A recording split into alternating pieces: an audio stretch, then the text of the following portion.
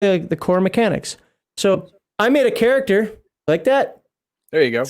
It's got a lot of scribbles and so forth. I forgot to save it and put it in my RPG Digest little folder there, but I actually made a character on the official character sheet, and like every character sheet ever made ever. So this is not a knock on the game. I don't like it. There's never enough room to write what you want to write on there.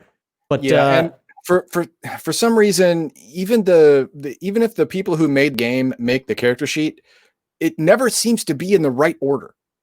You know, it never seems to be in the logical order of how you would play the game. All the information set up on the character sheet seems to be haphazard most of the time. Well, this one's a rules light game, so I think this one is in the right order. If it loads, come on, load. You know, this new update that Chrome has for PDFs. So if you look at it here, this is it. You know, it's got your character name, but it's a rules light game, so there isn't a lot of information you need. You have your damage multiplier here, attack, defense, health points, and your main stats there. Defects, attributes. The only thing, so here's my thing. I like having everything on my character sheet as a glance.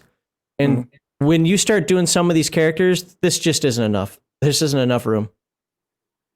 I don't know. I would personally, I probably would have done a backside, but I mean, let's be fair. It's a rules light game, so it's not like there is a lot more information than you put on here.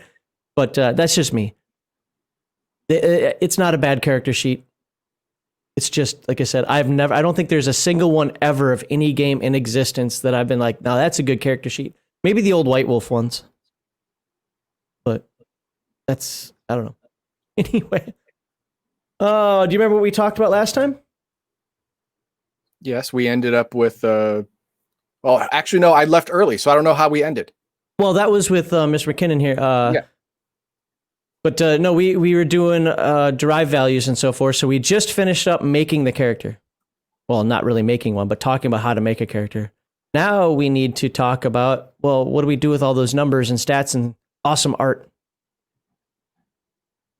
So we are now in the action section. It's taking action. It's, I don't know what the actual page is. It's 175 in the PDF. Yeah, I got it. Okay. Taking action. In a role-playing game like BESM, most character NPC actions do not require any particular rules. Players simply state that the character walks across a room, picks up an object, drives a vehicle, talks to someone, etc. And if the GM agrees that the action is possible and can be performed without much difficulty, this simply happens.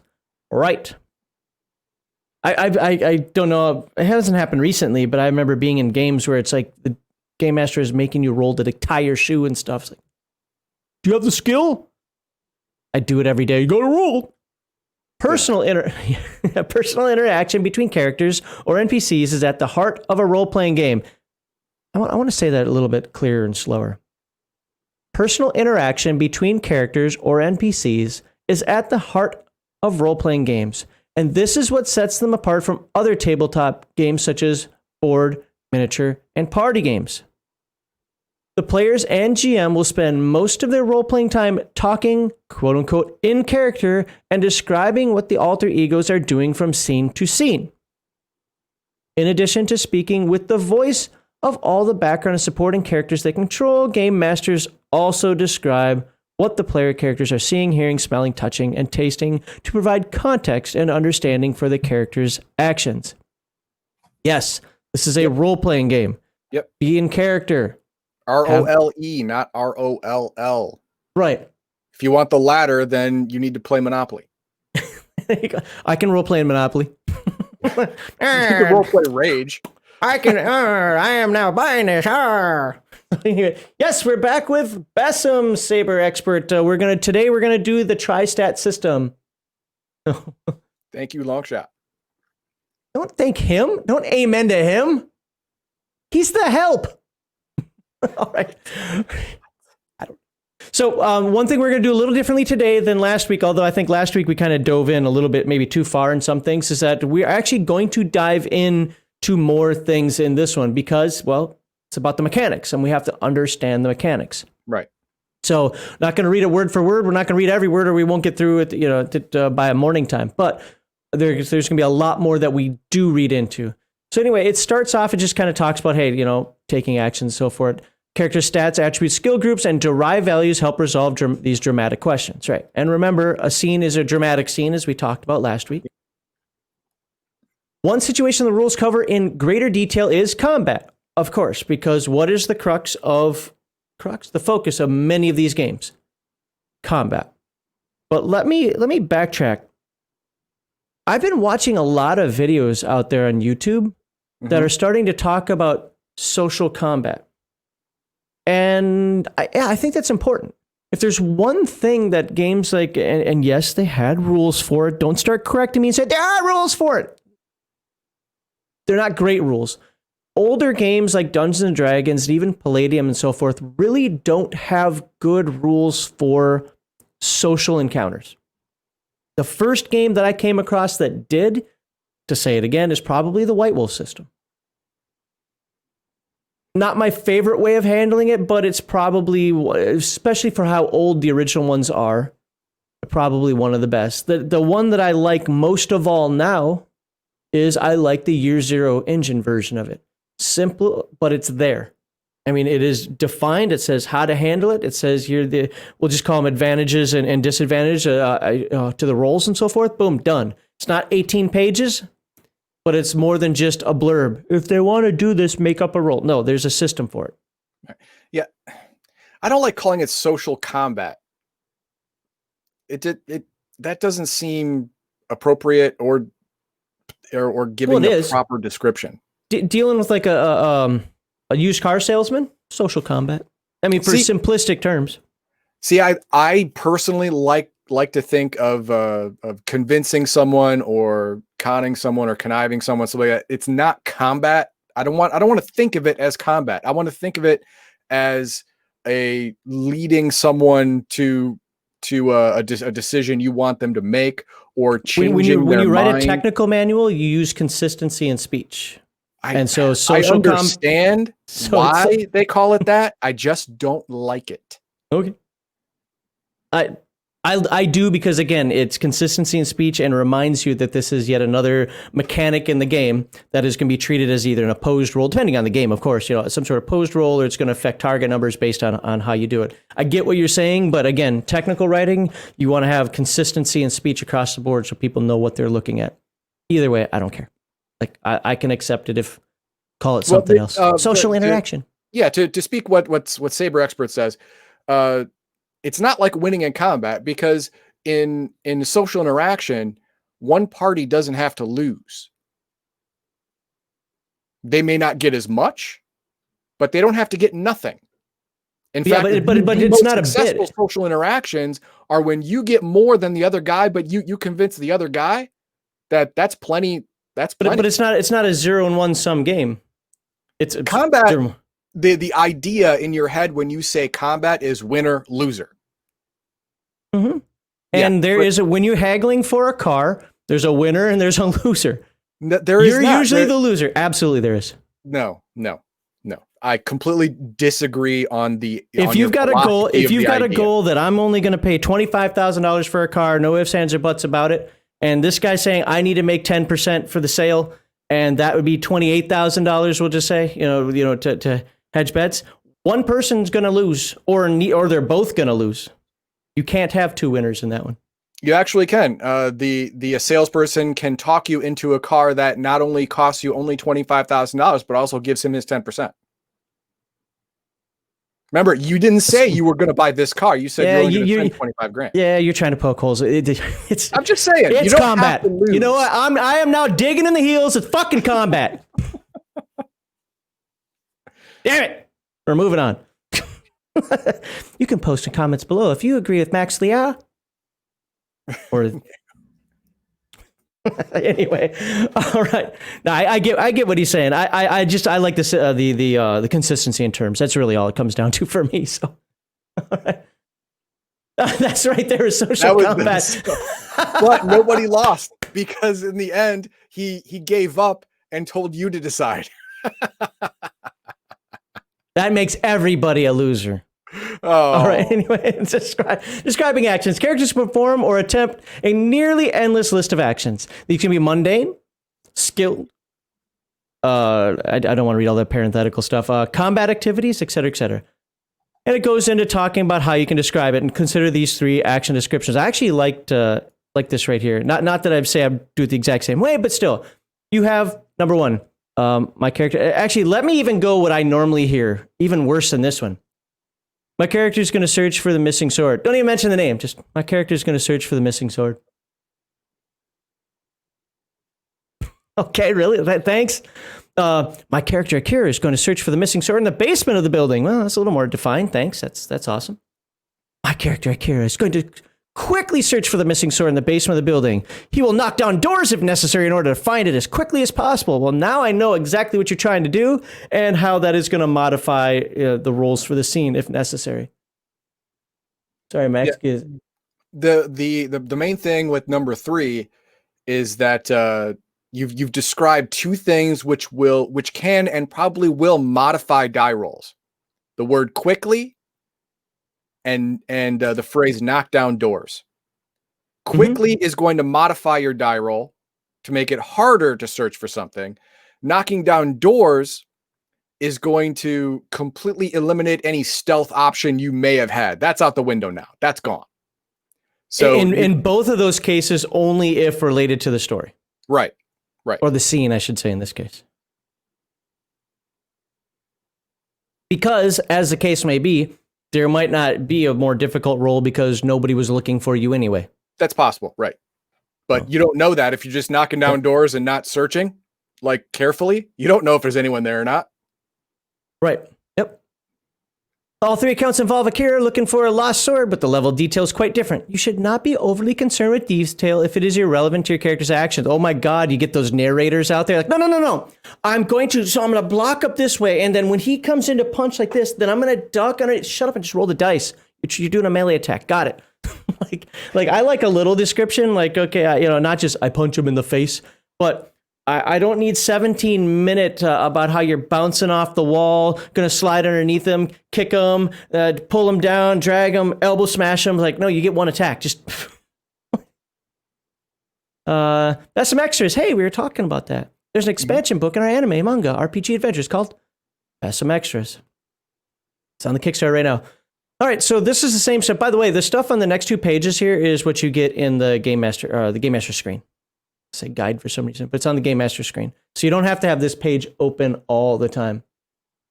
Yeah, but Ravenslayer, you're not a technical writer, so you're wrong. That's that simple. Let's see. See, that's called combat, a social combat. I win. I win by default. Didn't even have to roll. Guess he can't throw anything at me. So swimming speed. Hedging dice rolls. Now, hedging dice rolls. You've played 5th edition D&D, right? Yeah. So you know what taking 10, taking 20, or whatever 10, it is? Taking 20, yeah. Right. So that's essentially what hedging dice rolls is. You have for a normal check, it's 7 because you're rolling 2d6, right? Sure. So a minor edge, that's when you get 3d6. If you just want to say, look, give me an 8, you can do it. Minor obstacle, 6. Major edge, which is 4d6. And major obstacle, which is also 46, which we'll talk about in a little bit, but you take the lowest 2. And it shows a little graph here. I think this just takes up space. I personally, I didn't think that this is necessary. Yeah. But, I mean, it could be interesting for some people. Here's the second page is where the important stuff is. Opposed dice rolls. Stat plus skill group plus dice. Versus stat plus skill group plus dice. So depending on what the skill groups are, so we're having our social interaction where I'm going to be using, I think it's mind in order to try to convince him, but he's going to be using soul for defense, if I remember correctly. I'd have to look up the attributes again, but I think that's how it goes to defend against it. But it also depends on the situation. And if he's got a skill group, like let's say I'm trying to pretend like I'm a businessman, but I have no skill group in business, right? Well, I'm going to be stat plus 0 plus dice. He's going to be stat plus whatever his skill group is plus dice. It's going to give him an advantage on that roll. Then we'll go into a little bit. Wouldn't it, if you are trying to pass yourself off as a businessman, I guess some kind of con man skill group, persuade or I'd have to look at the skill groups again. I Yeah, don't yeah, remember seeing skill something like group, that, but but that there's plus street. I know that. street. Okay, then maybe it'll be something like that. And then I would have to oppose with my knowledge of what you're trying to pass yourself off as. Well, right. If there's a skill group for it, I was just throwing a random example out there just to show that, if you really don't have a skill group in it and you're trying to bluff somebody who does, the chances of you winning are Bluff. low. Okay, there you go. I think you just said it. Your mind plus bluff plus dice. That'd be you. And then me would be Is soul. there a bluff attribute? There probably is. I've Soul never seen that. plus, whatever counters bluff in this game. I don't know what that would be. I don't think there was. I mean, there might be. I still to this day don't have them all memorized, even though I've made a character or two.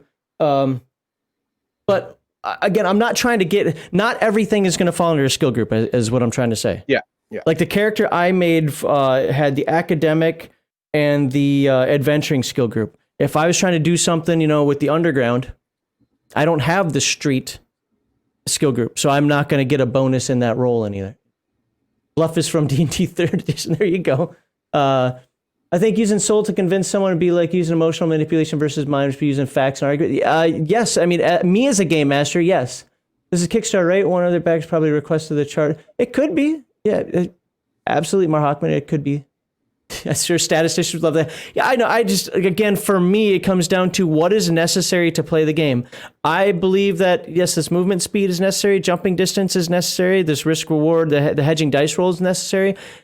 Game rounds, 3 to 4 seconds in length, but that's only during combat. Yeah. But again, combat can be up to 10 seconds. The scene portion of it. Yeah. This right here, I just don't see as being necessary to run the game. Not saying there shouldn't ever be a chart anywhere, but just on the game master screen, kind of. So declare victory conditions and ascertain dice rolls. Once the rolls are finished, add bonuses and see which it's great victory. That's basically what this says. Yes. How you doing, Bruce? Welcome here.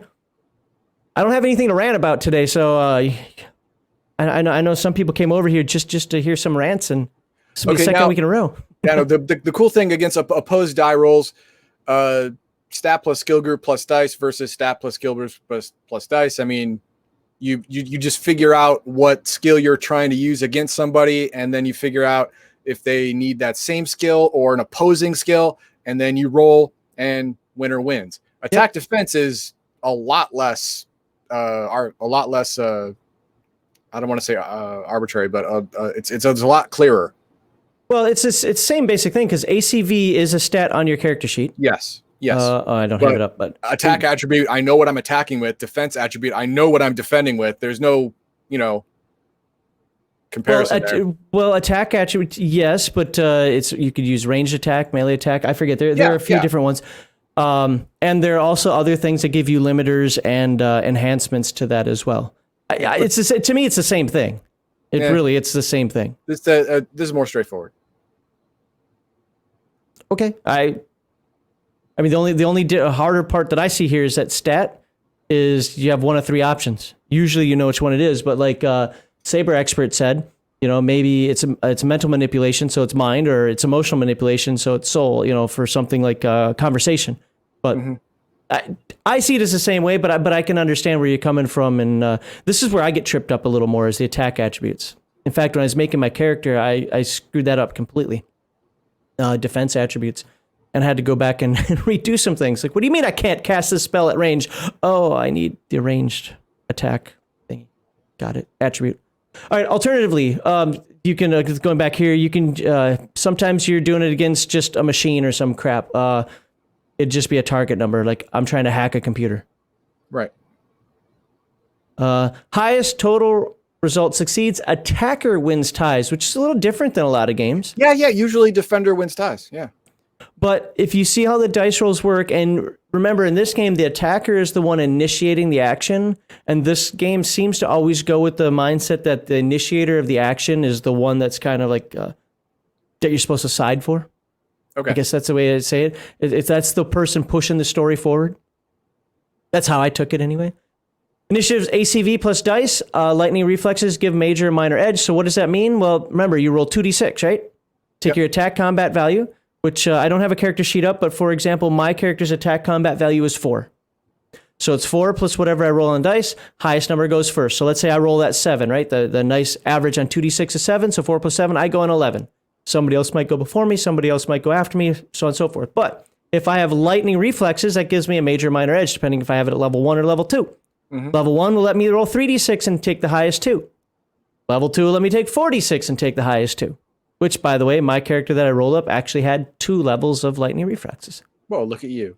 So 46. Well, now, couldn't you hedge that if you had a that'd be a major edge, Yes. right? So you could take an auto result of 9 on that. Yes, and you can use hedging for initiative, which we'll get into in a little bit. Yep. All right, good. So I could absolutely just say, you know what, 9.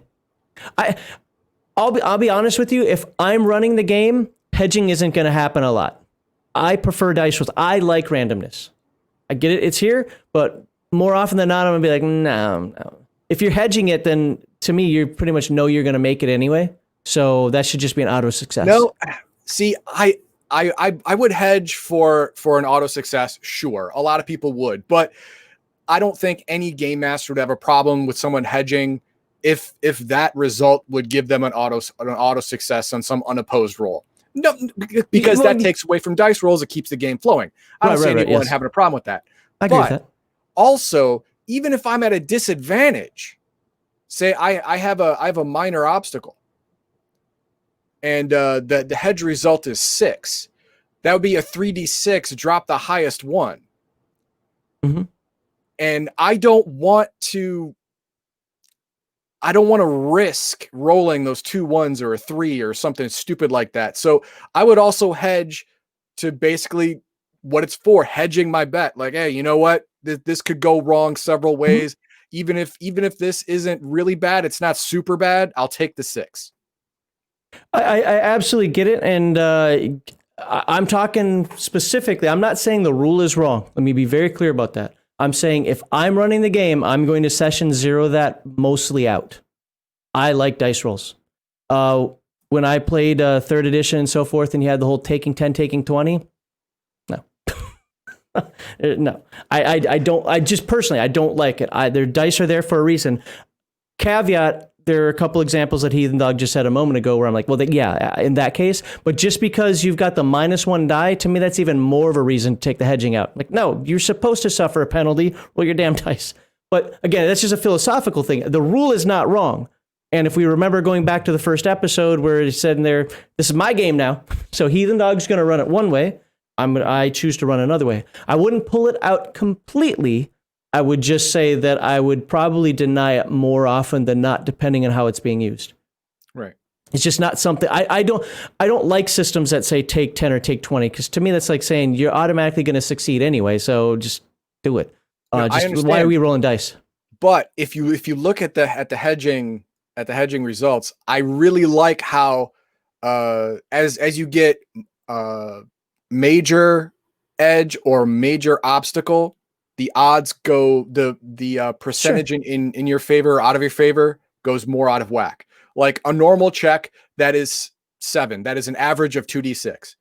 A minor edge gives you an 8, but the average of a 3d6 and drop the lowest value is 4. Major obstacle, the highest percentage chance is 4. Yeah. So you're hedging to a 5. Yeah, you're hedging to a 5. I get it, but it moves the percentages around a little bit. No, I understand that. Again, I'm not saying the rule's wrong, and I'm not saying that your take on it is something I disagree with. I'm saying for me personally, these games involve dice. Roll the damn dice. It's that simple for me. So I don't like taking 10 in D&D or Pathfinder or whatever the hell game that was, and I don't necessarily like this other than to speed up the game because you pretty much know what's going to happen anyway. And then by that point, I just be like, yeah, you do it, which we'll get into actually when we talk about some combat stuff. Future, we're missing a lot of chat, so let me go back to this. That just makes my inner Dave Arneson happy here. I have some kid telling me how my game should allow his Orcus descendants going to be paladin. Right. D20 games, tie goes to, do they? The ties go to the attacker in D20? I don't remember. I don't play WotC D&D or Pathfinder, so. But if that's the case, okay. But usually when a game does that, when it says tied to the attacker, not tied to the defender, it's either because there's another condition in there that allows like armor to stop anyway, or the game's presupposed to the fact that we want to keep it moving forward. So the attacker's initiating the action, so the attacker gets the benefit of the doubt. That's usually how I see it written up. Next time your players are attacking a big demon, say it should be dead. Remove the miniature from the table. Put back in the table instead of the head. What? Mail-in hit point? Oh my god. Okay. Well, god damn. That's a little off topic for what we're doing, but okay. It should be a house rule to loudly announce your attacks. Sure. There you go. AC is 17. Wait. AC is 17, so roll 17. Oh, yeah, okay, I get what you're saying. That makes sense, but usually games that have that, they don't call it a target number, they call it a threshold number. That's something that you and Garthon have argued about for like almost as long as I've known you. Threshold versus target. Yeah. Like, it means the same thing.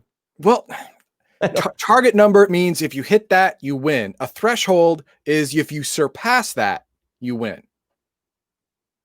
You have to go over the threshold to be in the winning zone. Whereas the target is you hit the target, you win.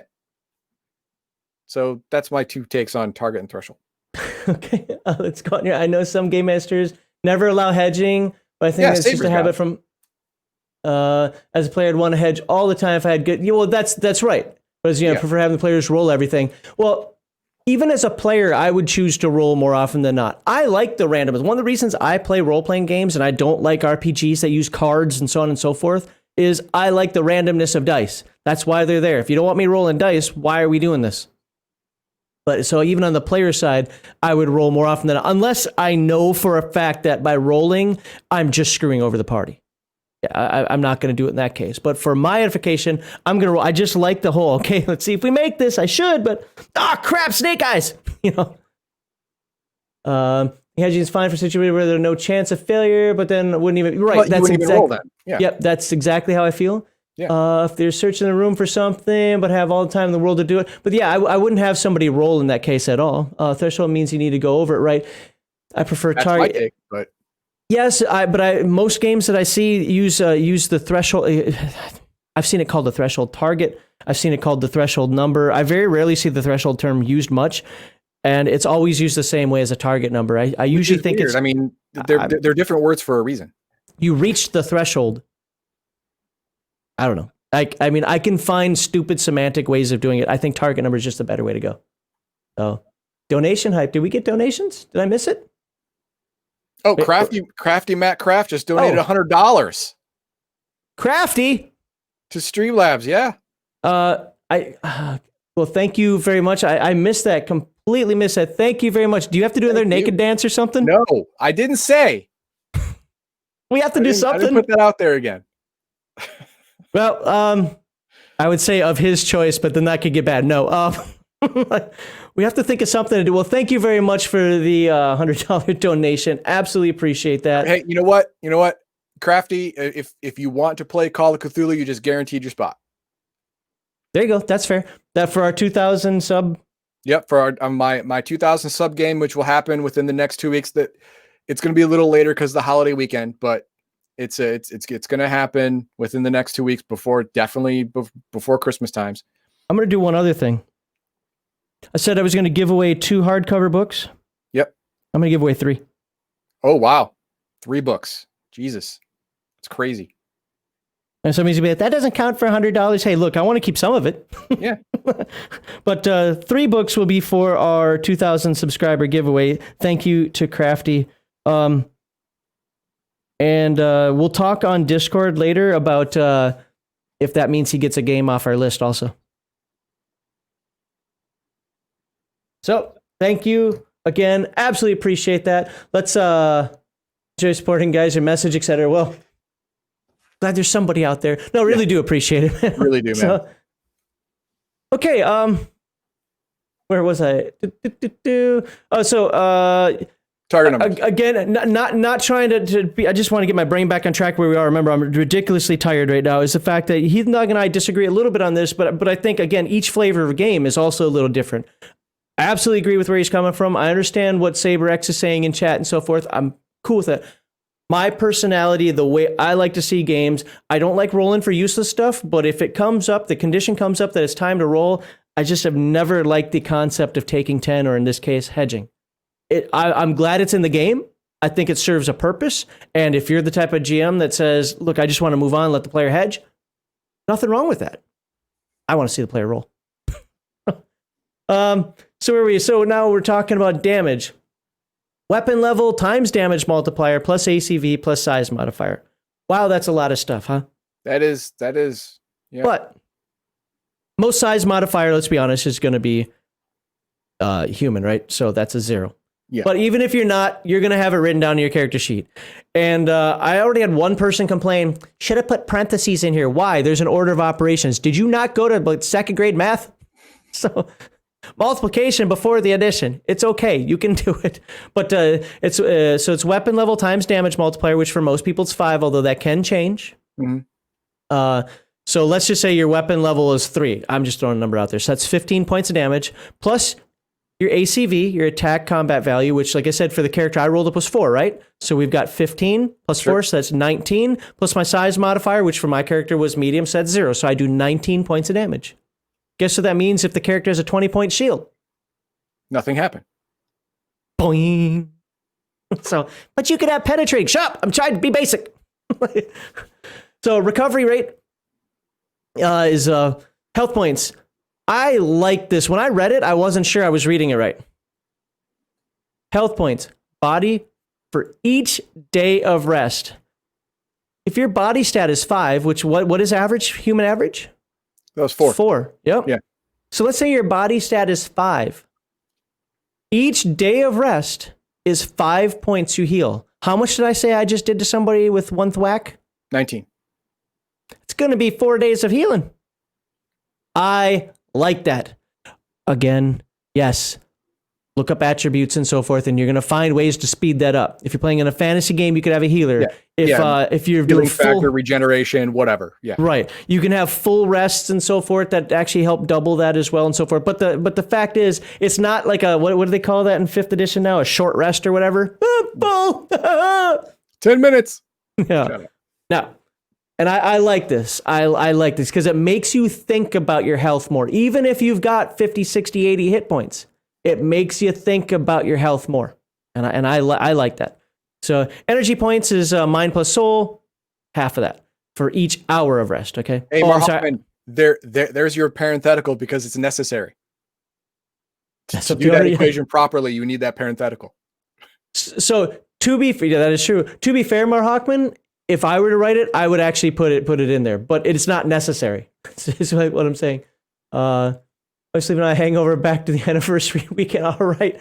Hey, they let you actually celebrate that in was it California, or is it California? What was it that we were calling it? 8-hour long rest needed. Okay, it's what 8 hours still 8 hour long, 8 hours to heal everything. That doesn't seem right. Okay, feels so like gritty realism. Actually, the normal rate of recovery for, let's say, palladium is much worse. Is it really? Is it? Oh yeah, I remember being slow, but I didn't think it was like single crazy slow. digit points a day, and you can have. I thought that was hit points and not SDC. I thought SDCs came back pretty quickly. And SDC, you heal single digit of each one per day. Gotcha. And you can have hundreds of SDC and dozens of hit points, but if you don't use magical healing or some kind of, if you just natural healing is 1, under care is doubled, so that's 2. Stuff like that. The most you can get is like in a hospital environment, you can get 4 to 8 per day. Okay, I don't know why. I seem to remember SDC was more, but maybe I could be totally wrong on that. Was the hit points that once you got to the hit points, like ooh, plus you could get all the psychoses and so forth. Yeah, you can get some bad stuff. Yeah, SDC does heal faster. You heal more of it, but it's still not a lot. You're definitely after 8 hour rest, you are still going to be just as broken as you were before. See, I like that gritty realism rule right there. Not because I want everything to be totally realistic, because it's a fantasy game and fireballs aren't real. But with that said, I like combat to mean something. Yes. You took damage. Do you want to just engage in every fight that's out there? Or do you maybe want to talk it out or run away or be smarter than the encounter and avoid it some other way? Yeah. I mean, there are many different methodologies for handling an encounter. It doesn't just have to be with axe and sword. Now, moving on here, talking about encounters and so forth, we have target numbers. Average target number is 12. So if you figure that the average character stat is 4, right? Mm-hmm. And then your average roll is 7. Yep. Okay, so we're at 11 right now. All you need is rank 1 in an attribute. And you will, on average, succeed in an average roll. Yeah. Mm-hmm. So that's the way that this is tailored. Obviously, what is average to a normal human being, when you start getting in Dragon Ball level characters, average means nothing. I mean, I have an attribute of 12. Yawn, stuff like that. Obviously, you're going to start rolling in the... Did I say start B? Wow. Are you going to start rolling into the challenging and unlikely and improbables? Which, to be fair, even if you're Dragon Ball level, those improbables are pretty hard. I would change that to probable. Well, likely. No, it's unlikely. I'd say I would shift it over. What was it called in Marvel? Shift. Is it category shift or whatever? Yeah, shifted down. Yeah, but it's still pretty improbable, because even if you column shift. There you go. God, it's been so many years since I played that. And weapon ranges, and you'll find this throughout the book. Again, this is on the DM screen. We took a little bit of time, a lot longer than I actually thought we were going to, but this is the core of the game right here. So game time. As Heathen Dog said, it's for a round is 10 seconds. Well, really, it's as long as the scene needs to be. Right. As long as it is dramatically appropriate. I made this this comparison in the last episode, but think of Dragon Ball Z. Some fights take 5 episodes. Other fights take 10 minutes. The reason being is because the longer fights have more dramatic meaning to the story. So if you're in a fight, or if you're in a situation that has more dramatic meaning to the story, the game master will stretch the time. It will take longer, meaning more effort, more weight is put on the situation. It's more cinematic. That's the reason you don't have a hard time on rounds and turns and whatever. So the game master can contract and stretch time to give weight to the actions or situation. Very well said. I can't. But now we get to the actual scene round and initiative. So now we've decided that combat is going to happen, right? So it's no longer just a scene. It's no longer just acting out, a chase or a discussion or an argument, whatever. Now we're actually trying to punch people in the face holes. Well, round is a measure of time approximately 3 to 4 seconds in length, while an initiative is one specific moment in time. A round is primarily used for combat situations and is the amount of time in which an average person can react to a situation, make a decision, and perform a significant action during a battle or other stressful situation. So we're talking 3 to 4 seconds. When combat occurs, characters roll initiative. This is a pet peeve of mine. Not what I highlight there. It's something that's common in games, in all modern games, it seems now. I don't like it. I don't accept the arguments that come with it, but it is pretty much just the way it's done now. So I'm not complaining about this game. I get it. It's the zeitgeist, we'll say. But I just don't like it. And that is, I guess, where is it? Each character's allowed to act. Well, you only roll one initiative per scene. I'm that old school person where I like initiative rolled every round. Would I change it for this game? No. Where I would change the hedging, I would not change the initiative roll. I would keep the initiative rules as written. But I'm not one of those people that believes it slows down the game, it gets confusing. No, it doesn't. But I get it. It's the way games are written now. Use standard D6s, affectionately known as 2D6. I love my 2D6. I just want to let you know that I'm not gone. It's just for some reason my camera won't restart. Oh, that's awesome. He's actually giving me middle fingers right now. That's what he's doing. So when a random number needs to be generated, 2 dice are usually rolled. Obviously, the edges and obstacles, we already talked about that a little bit, and we'll talk about it a little bit more, where you can get 3d6 or 4d6. Hey, there you are. Yeah, there we are. All right. So you add them together, rolls are made. Look, this is a role-playing game. Who rolls the dice? Pretty much it says the player should roll dice in most circumstances, but there will be times when the game master should do it, especially, if it tipped the player off. There you go. Target numbers, we already talked about that in the game master screen above, but here they are. Plus you can see the nice little manga anime picture there. It goes into the target numbers here. I think we described them about as well as needs to be described in a video. Mm-hmm. Understanding target numbers. And this is where we kind of already talked about that. A stat 4, skill 1, roll 7 equals 12. Yeah, I wasn't original. I stole it from this comment right here. There you go. I didn't think of that on my own. That's fine. You didn't have to say anything. You could have actually taken credit like I would have, but fine, whatever. I like how it gives you the percentage chance for those min-maxing players who want to know the exact odds of each of their rolls. Mm-hmm. That was sarcasm, by the way. I have a chart like this in the game that I'm writing for when characters roll up their attributes, or players roll up their characters' attributes. And the reason is because I keep reminding them, your character is the top 3% of the entire world. Think about that. Actually, my stats are a little different, so it's actually top 1%, but still. But what are the odds? Never tell me the odds. Astonishing Swordsman and Sorcerer did initiative the best. Will preside, then actions determine when you in phase 1 and phase 2. I like the way I actually feel Astonishing Swordsman Sorcerers is the true natural progression from 2nd edition AD&D to 3rd edition. I know it fell back to a lot of 1st edition, don't get me wrong, but it felt like it was the natural progression. It's what 3rd edition should have been. Not Osric, sorry. Not Lamentations of the Flame Princess. I get it. I'm not saying they're bad games, but I really feel that of the ones that I've looked at, Astonishing Swordsman Sorcerer Hyperborea is the true 3rd edition. Hopefully I caught up everybody's. We lost HD's camp. Oh, Dragon Ball Super. They went one further up to normal Super God tier. I don't know what all that is. Okay. I think he's preparing another dance. Were you preparing another dance? No, I was not. Oh, I was trying to get my camera back. Okay. Here's one. Setting target number. Oh, nope, that isn't it. It comes later. Opposed rolls. Instead of setting a Pacific target number, that the GM may decide that a task requires an opposed roll. This is appropriate for any situation that involves a direct competition between opponents, such as arm wrestling. That's the example I use. That's the example everybody uses, I think. Yeah. A game of chess, an interrogation, or combat. In an opposed roll situation, the 2 or more characters involved each roll their own dice.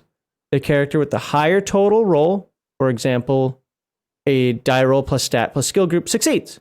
If the result is a tie, the active character, and this is why I kind of said what I said before, the active character, such as the attacker in combat or challenger in a game of chess, wins over the reacting character.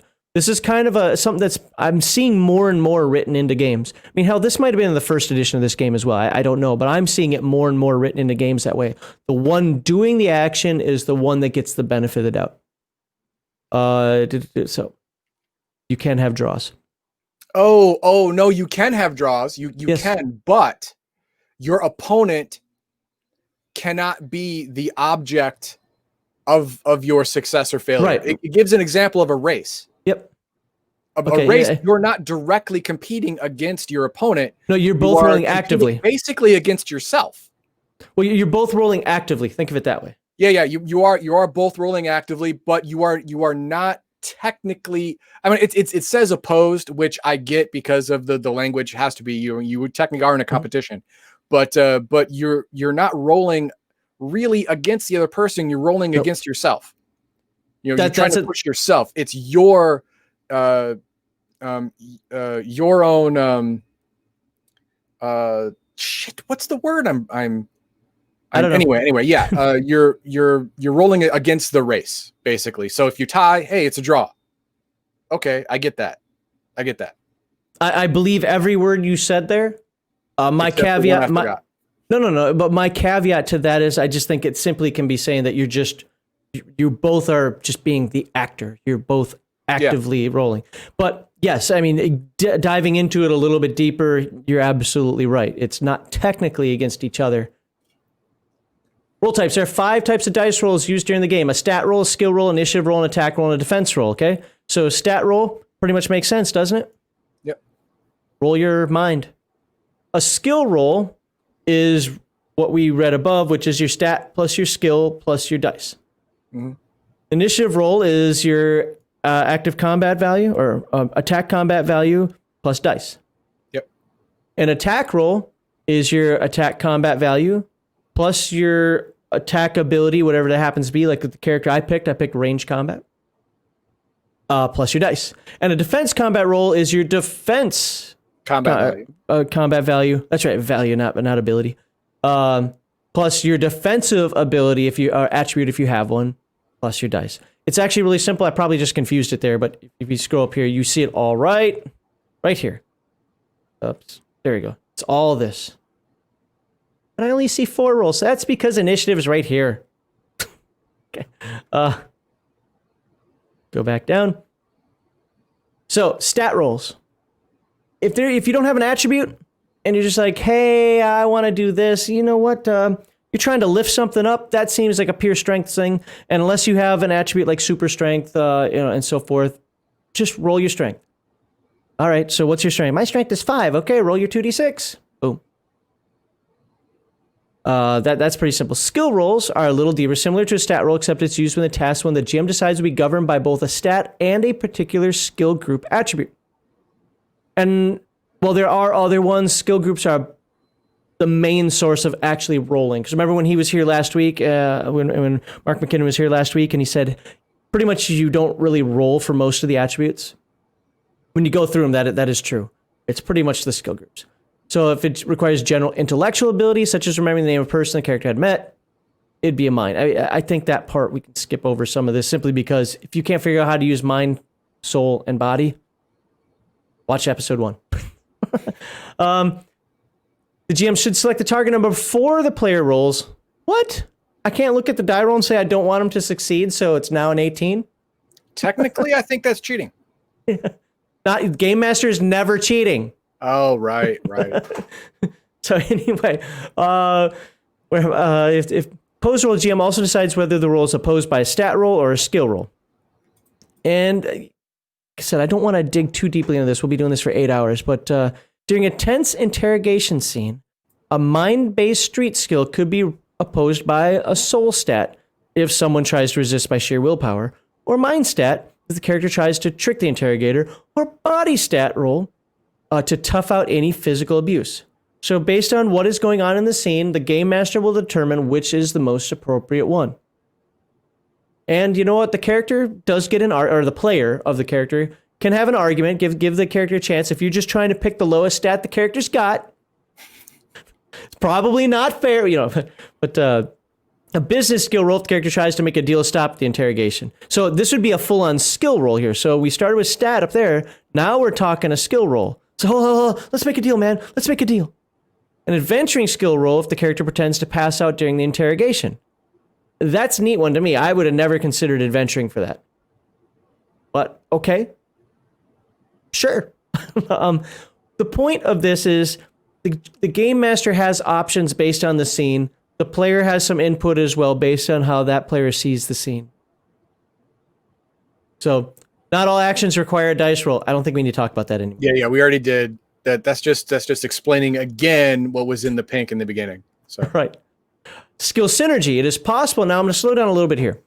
It is possible for a character to have 2 or more skill groups that work well during a specific task, such as the technical and scientific skill groups when trying to bypass a complex biomechanical lock.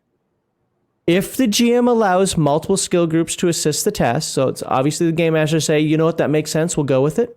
Okay. The character makes a skill roll using the skill group ranked at the highest level, that's first, better one, plus gets a minor edge. Okay? So an extra d6 to roll on the roll for one synergistic skill group, or a major edge for 2 or more synergistic skill groups. So wait, for example, this complex biomechanical lock. Let's say you have the lock picking skill, and you have some kind of scientific skill that lock picking and electronics. Well, remember the skill groups. There are 12 skill groups if you remember those. Okay. So it'd be like adventuring. We'll just say adventuring. But you're a rogue archetype. Okay, great. So adventuring for the whole lock picking deal, and then mechanical engineering type skill group would cover the electronic and shit. So put that together, you take the highest of the two, and you get a minor edge. But let's say not only that, but you also had some kind of medical training, and it is a biomechanical lock. So it's literally like a ligament, a nano created ligament. That's no. I meant like it is a lock that is opened by a bioscan. Well, not only do you have knowledge of locks in general and electronics and mechanics in general, but now you have knowledge of biology in general. So put all three of those together, and you could get a major advantage. Could, if the game master game master allows it, right? So up here we have Crafty says, I'm not a GM that gives the target number before the roll. Man, I need you to read some of my YouTube videos. Like my Thaco one, I had somebody just light me up. Was it last week? I think it was like, oh my God, everybody just like this person was mad that I even had a video on how players can figure out what the Thaco roll was, because the player should just tell the DM what he rolled, and the DM should figure it out from there. Like, it's all on the DM. I've had other players say, or other commenters say, basically only assholes. Sorry, only jerks. Don't tell the target number. I'm with you on that, Crafty. I don't tell the target number. Sure, no. Within 3 rounds, everybody's going to know what it is, or within 1 or 2. Yeah, at the very least, you're going to know your opponent's armor class within 1 or 2 points. But having the player tell you that the armor class they hit super speeds up the game. Yes. Well, that's why some of the comments are like, just tell the players what the target number is. Maybe that works in the 3rd, 4th, 5th edition BAM environment. But with Thaco, I don't like doing that, because I like that surprise. Oh, it's a couple of skeletons. What is it? Armor class normally 8, 9, 10, whatever. I rolled a 15. I hit Thaco 6. You missed. What? Okay, this just got weird. Yeah, exactly. If they know the armor class to begin with, they may just run away before it would be appropriate for them to do so. Right. Yeah. So there you go. Well, on the flip side of it, I think of it as old 1st and 2nd edition AD&D, where characters be like, okay, there are a couple skeletons in the room. What do you want to do? Instead of just like, skeletons, I go running in. That's one of the things I don't like about modern D&D, or a lot of modern games, is in the older versions, you had to think about it. First of all, wait, is there a trap between us and 2 skeletons? Why are we a party of 4th level characters, of 7 4th level characters, and there are only 2 skeletons in there? Something's fishy about this. Let's think this through, So anyway, that's off topic of games. But you have a target number in mind when you make the player roll. Well, staying on the D&D theme for that one, I mean, you should know the armor class of the creature. And here, it would be target number. Person is GM, not a fan of skill synergy and skill group stacking to always get major edges. That would be me as well. See, Heathen Dog hates player agency. Yeah. I hate player metagaming. I'm like very excessive about that too, where when I even hear somebody have a video like, oh, metagaming isn't that bad, I don't even care if that person's right. I want to choke them until he can't breathe anymore. Because I despise the concept of it. So how do I say that? When I see things like skill synergy, all I think of is like, oh crap, they're going to start min-maxing this. They're going to start getting crazy with this one. This player over here has decided that he or she is going to do this, this, and this, and this, so I know how this is going. Now, I'm not saying there isn't a place for it. There is absolutely a place. Personally, with what Heathen Dog said before about the biomechanical lock, I would not have allowed the doctoring, depending on exactly how it was done. I would have allowed the minor edge. I wouldn't have allowed the major edge. but I can see an argument for both. I just want to rule out those arguments. Like there is no argument because obviously you can say the game master's rules, game master's games, right? But I'm with, generally speaking, let me just put it this way, I'm with you on that one. But there also should be something in the game to reward you for, well, I don't just have one skill. I'm not just a biological engineer, but I'm a truant scientist. So not only do I do the theory crafting of this, I build this stuff. So I have a double whammy as to how this works. So I can see it. Does that make sense? Yeah. Only two skills got to be right. Only time I tell the numbers if they haven't hit the Tarrasque in 3 rounds and they want to continue the fight. It's got an armor class of -35. Doesn't even exist in the game, but it's got it. You won't win this. Its AC is higher than you'll ever hit. Yeah. That's a little violent, Max. Well, I'm prone. I'm sorry. It was segment 1. I've been bad the last couple episodes about saying things in segment 1 I'm not supposed to. So my apologies for that. I'm supposed to wait till segment 2 to get all ranty. I agree with the AC should be hidden. Also, okay, shares, because I know shares you're using the Legion Myth 2 account. Go to my Thaco video and read the comments there. I mean, the reward is more versatility, more situations where skill groups bonus comply. Yeah, I mean, I see both sides of it. It's like, yes, I think you and I agree, but I can't say that everybody would agree. So kind of like Heathen Dog and I differ on the hedging thing. I don't know if we differ because I think he was just throwing an example, but we may differ here. Let's just say we do. Again, Heathen Dog's game's going to be run differently than my game. Still, we're still playing the same game, and I'm pretty sure Mark McKinnon's happy we bought his book. So the sale has been made. We're showing off his game. People are having fun. Everybody's it's a win-win-win, right? Yeah, and now we're going to talk about unskilled attempts, which I really like. The familiar and unfamiliar action. Well, right before that, we got to do combining skill rolls. I actually do want to cover this. Oh, really? Oh, okay. Yeah. I didn't think you would. All right. So no, this is where I kind of want to dive in a little bit to show where there are other options that you can do. So when more than one character applies the same skill group at the same time. So Heathen Dog and I both have the adventuring skill group, just for example. No, let's do the street. We both have the street skill group. Mm-hmm. To do the group at the same time towards the same goal. The efforts may overlap. They can work together and help each other out. In this case, one character is considered the leader of the effort, and the other character or characters are considered helpers. No, I didn't think it was a typo there. I just did that for clarification. Understood. The leader receives a minor edge if one or two other skilled characters are helping, or a major edge if there are more than 2 helpers. Pretty simple. The GM may limit cooperation in a situation where it would be inappropriate. I mean, you might be lifted.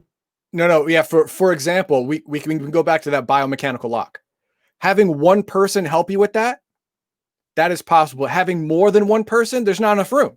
This lock is too small. 3 sets of hands can't get in there. But I could see the argument made, but we could all think through it, and one person just do it. But I agree with you. I absolutely agree with you. But on the other side, let's say you're trying to hack a supercomputer.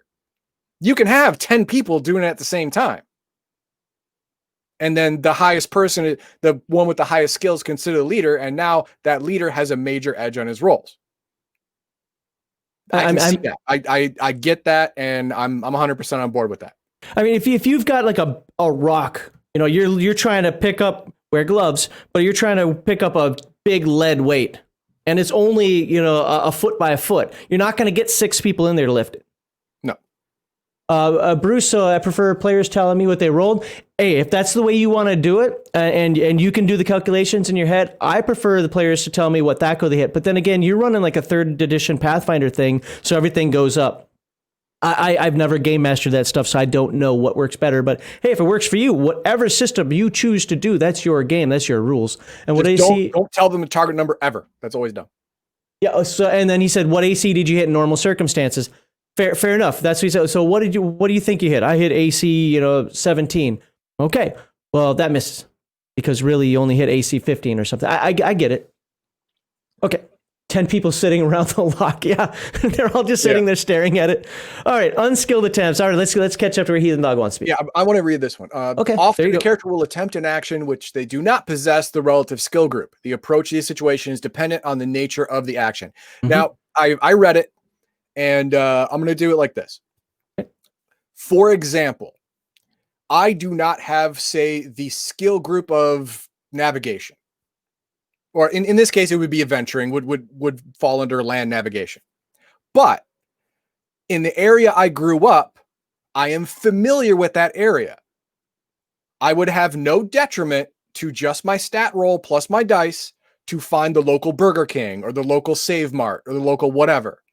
But you go down to unfamiliar action. Mhm. If you plop me in... After we look at art? Yeah, look at art, which is really good, by the way, still. The lighting, it's the lighting effects that get me. Yeah, it really is. It really is. Oh my God, it's got ray tracing. No, okay, never mind. All right. But if you plop me in Berlin, in some random suburb of Berlin, and say, find the local Deutschmarkt. Okay.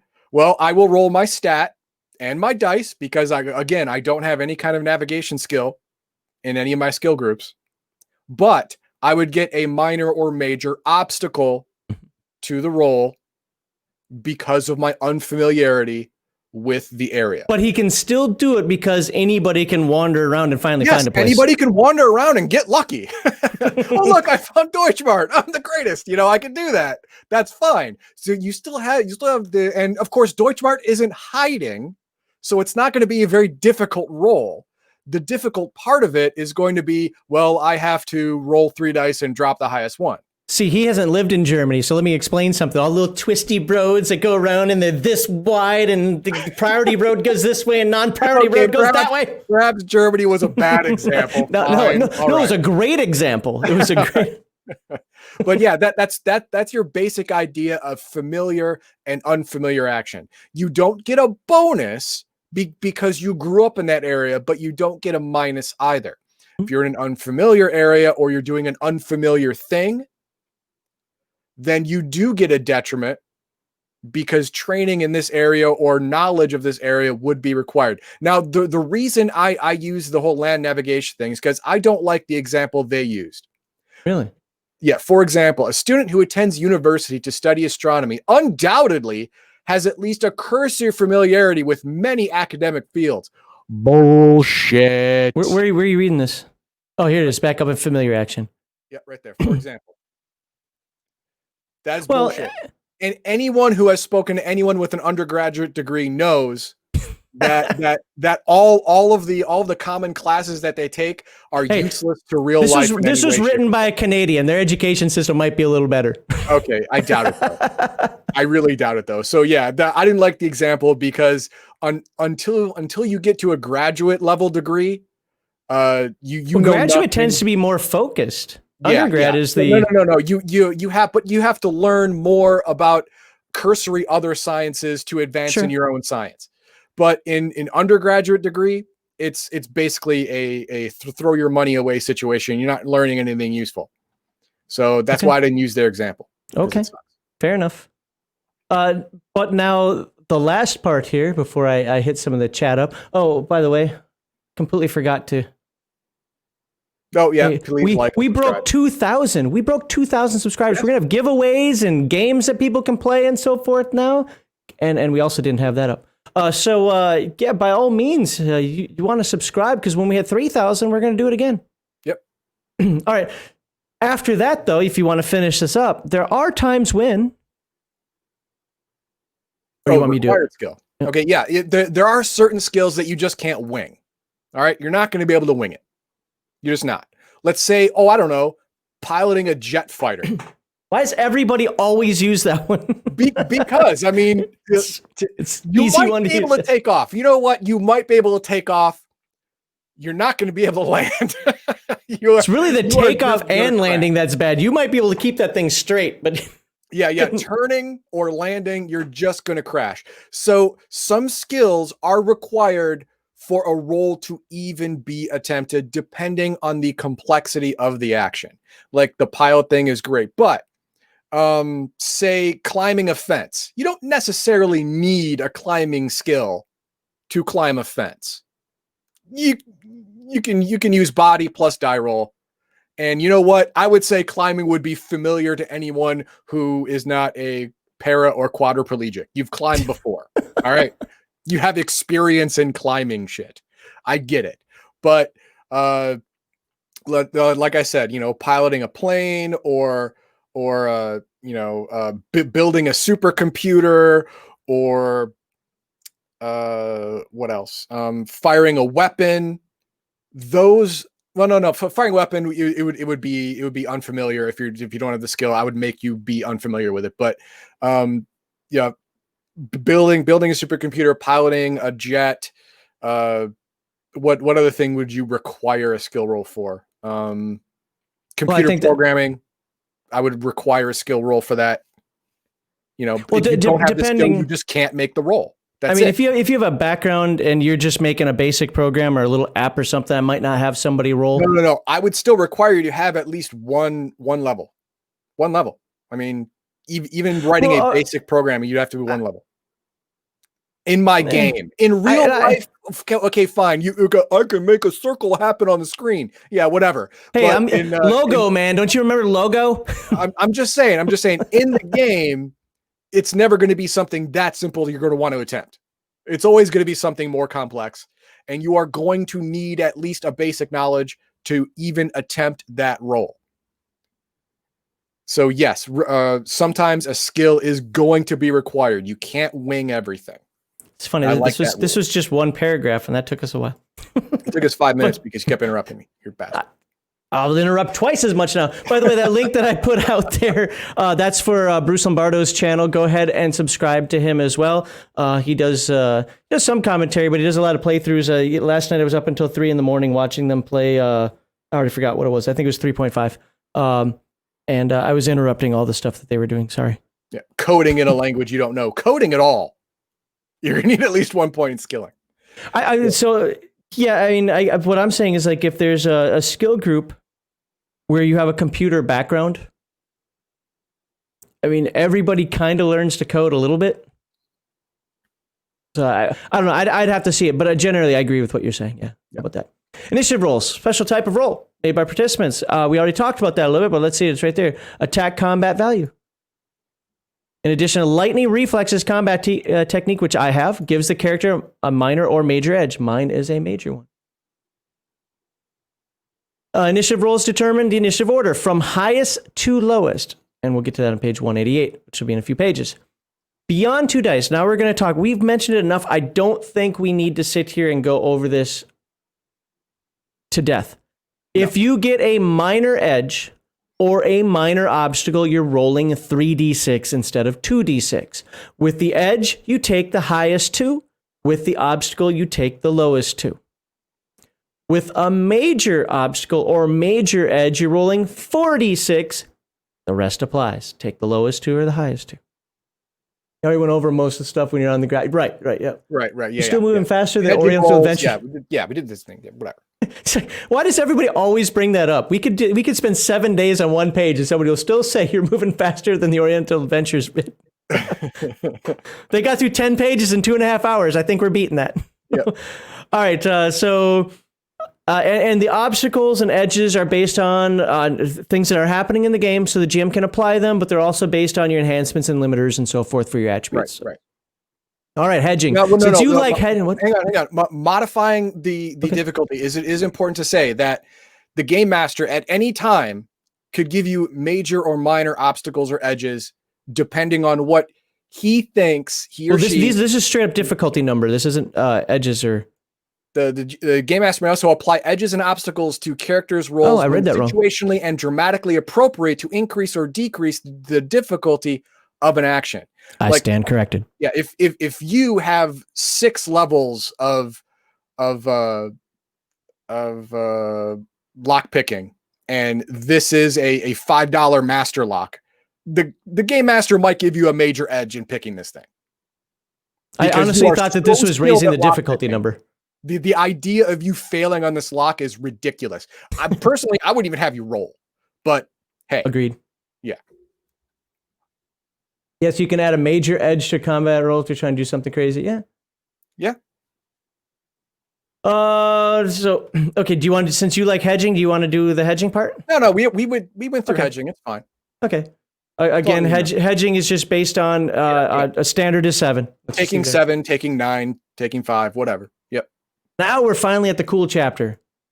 I think this is where we end the stream for today. Yay. All right. Thank you everyone coming by. I really appreciate it. Talk to you later. All right. So combat in BESM. It's funny, by the way, there are very few videos out there on Big Eyes Small Mouth.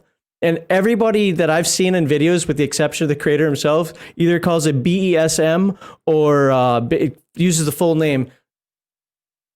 The creator calls it BESM. I'm calling it BESM. Just saying. There you go. So, conflict is essential. So what happens when we do combat? At the beginning of any new combat scene, the characters all make initiative rolls. Mm-hmm.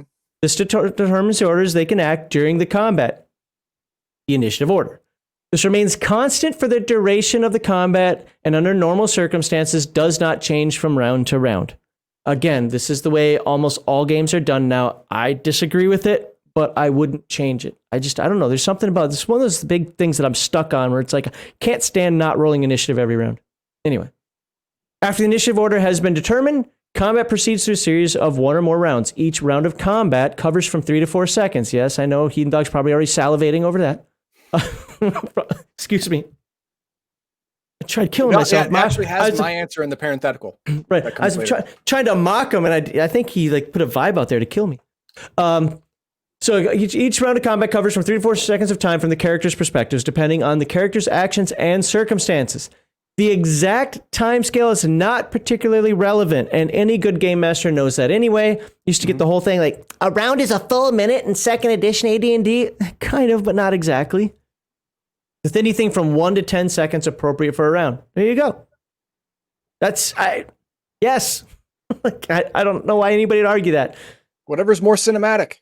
Use it. Well, to be fair, I have heard people, even back in the old D&D days, like, I can actually, so it takes me how long? Count the seconds it takes for me to draw my sword, look over at Heathen Dog and say, Heathen Dog, go attack that orc over there. See, that wasn't 10 seconds. I should be able to do what I want.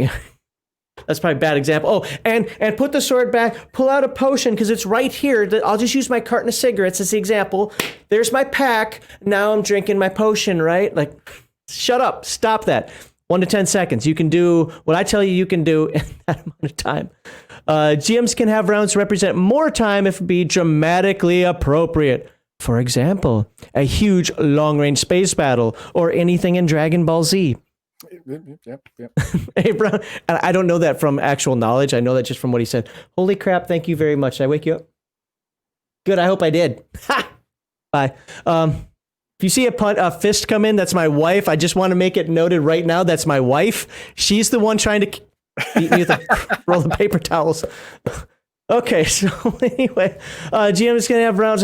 For example, a huge long space battle. Okay, a round is simply a period of time in which any ordinary character can perform. I can't read. An ordinary character can perform one significant action. It makes sense. Yes, I get it. And sometimes I learned this playing Shadowrun. By the way, yep. You can extend a round a little bit. Just for that cinematic appeal, like, hurry up. When do I get to shoot around the corner? When the decker's done. Like, hurry up, man. So, normally permitted to take one action per round, though characters with extra actions attribute can act multiple times. This is one of those I'd have to see in play, because I'm scared of this already. Yeah, anytime it seems like if you don't have the extra actions attribute, you're just going to fail in combat. I would also have to see this in action just to make sure my fears are unfounded. Right. And again, the game master can limit everything. One of the things that Mark McKinnon did with his book that I love is he goes through all this book. He talks about, the story-driven aspect of the game and so forth. But he also is like, the game master makes the rules. I think he says it more. It's about the session zero and the group aspect of it. But if the game master says right off the bat, I'm not allowing extra actions, don't take it, don't be butthurt about it. At the same time, if you think as a game master, you have no problem with that and you want all the characters to have extra actions because that allows you to pump up your bad guys more, just make sure you say that, So an action is a major activity such as attacking opponent. I think the reason is, I don't want to read this entire paragraph or this entire section here, but I think one of the reasons that he goes into this detail what an action is because there are actually attributes out there and defects and limiters that affect this. Like one of the defects, or is a defect or limiter that I took with my character was concentration. Well, I took the second level of concentration, which means I can't run away. I can walk slowly to get out of a situation and so forth. Well, that affects the amount of actions I can do, which is, well, 0 because I'm concentrating. So an action can typically also incorporate limited movement while carrying out the activity. That, again, because of, for example, that limiter, I can slowly walk away while other people can do more actions or actually take actions in a round. Each round of combat is subdivided into 2 parts, initiative and character action. I think, I got to be honest, I don't think this paragraph was necessary. Yeah, this is superfluous information. Obviously we're gonna do the initiative thing again. We're not rolling it, but we're just keeping the same order. So right. Why is this here? I don't know. I saw this from the perspective of a new player. I have no problem with the paragraph, but from the perspective of a new player or somebody new to the game, I guess the case was, I was like, when I first saw this, like, oh crap, it's actually phased? Oh wait, no, it's not phased. Okay, I got it. So anyway, don't be confused by it. Just cross out this paragraph. Well, don't defile your book. Well, I tell you what we're not going to do. We are not going to read off that example of combat because it's like 3 pages. I was getting ready. I was getting my little acting voice going. Okay, yeah. By the way, the example combat here was pretty darn good. So if you want to get an idea of how it's done. Wait, did anyone fail a roll? I don't remember. I actually didn't pay attention this time. Probably not. We'll just say probably not. Sorry. Again, good art. Too bad it's 2-page art this time. The detail, again, lighting. It's all about the lighting. I mean, not that the art is necessarily bad. I like my art to be a little bit more realistic. So these kind of faded, oh my God, I took impressionist kind of lack of detail here is I'm not hugely a fan of, but it's still, well, first of all, the coloring's amazing and it's good art. Don't get me wrong. I'm not complaining, but it's really the lighting that just sets it all up. Look at how exacting that is. And I know it's supposed to detail motion, but it's not there. Still love it. Still love the art.